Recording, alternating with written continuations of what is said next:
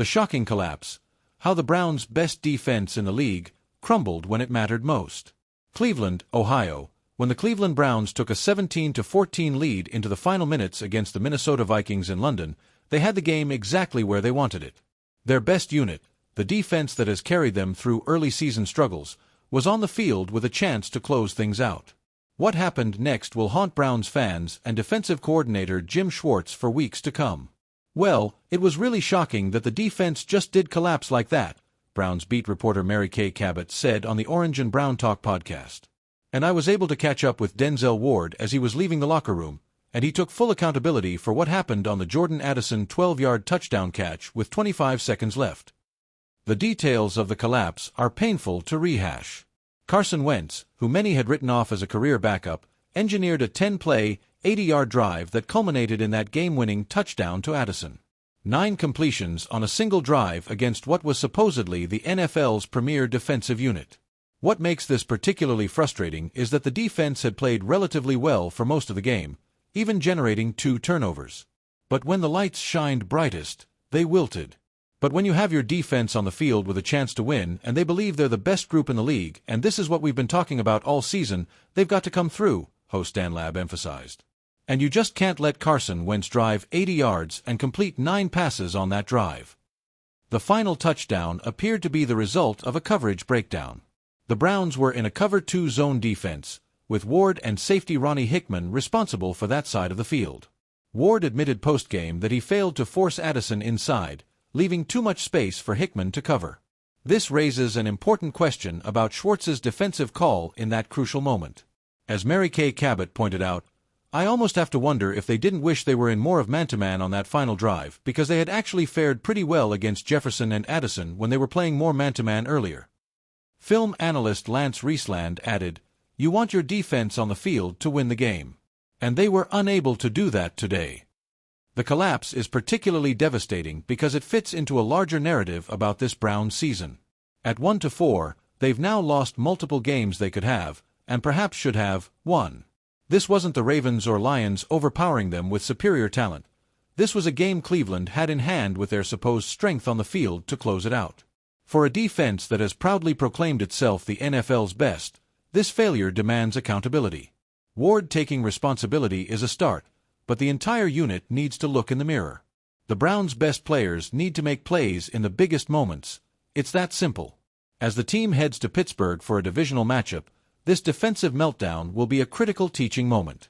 Can they learn from it and bounce back, or will it be the breaking point that sends the season spiraling further downward? The answer may well determine not just this season's fate, but potentially the future of this defensive core and coaching staff. Listen and subscribe to the Orange and Brown Talk podcast on Apple Podcasts and Spotify. More Cleveland Browns coverage. Winners and losers from the Browns' 21-17 loss to the Vikings. Where do the Browns go from here after devastating loss to Vikings? Post-game podcast. Browns QB Dylan Gabriel has a solid debut, but needs more from his receivers like Joe Flacco did. Football Insider Newsletter free trial. Take a minute and sign up for a free trial of our Football Insider newsletter, featuring exclusive content from Cleveland.com's Browns reporters. For most of the 2025 season, the Cleveland Browns were known for one thing: dominance. Their defense wasn't just good, it was elite.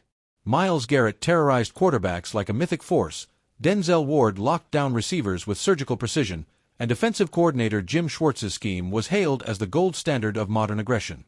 Analysts called them the best defense in the league, and by every metric, they backed it up. Until they didn't.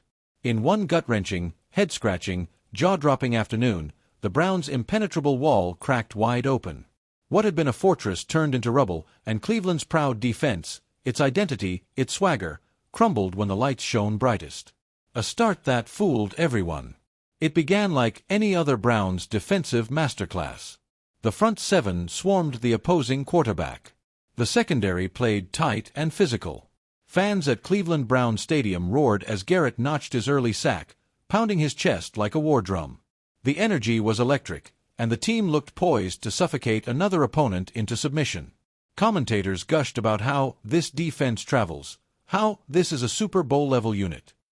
Even opposing players had admitted earlier in the week that the Browns' defense makes you feel like every down is a trap. But that illusion faded fast. The first cracks in the wall. It didn't happen all at once. Like most collapses, it started subtly, a missed tackle here, a blown assignment there. A linebacker got caught in no man's land on a play-action pass. A corner slipped on a key third down.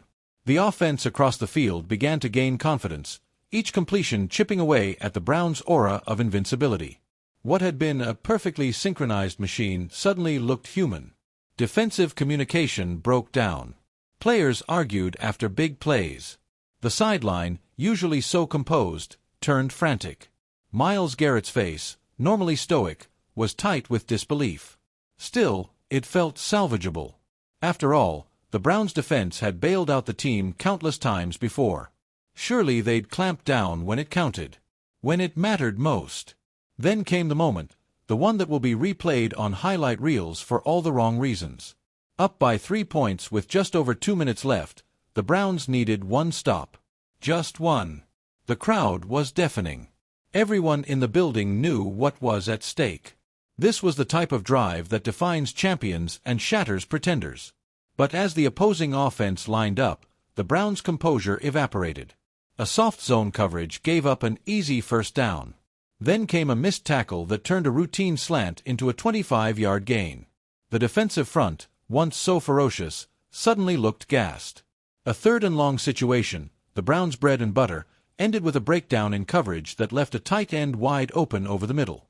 And just like that, the inevitable happened. Touchdown. The stadium went silent. The best defense in the league had just given up a game-winning drive that looked far too easy. Inside the collapse. After the game, reporters described the Browns' locker room as stunned silence.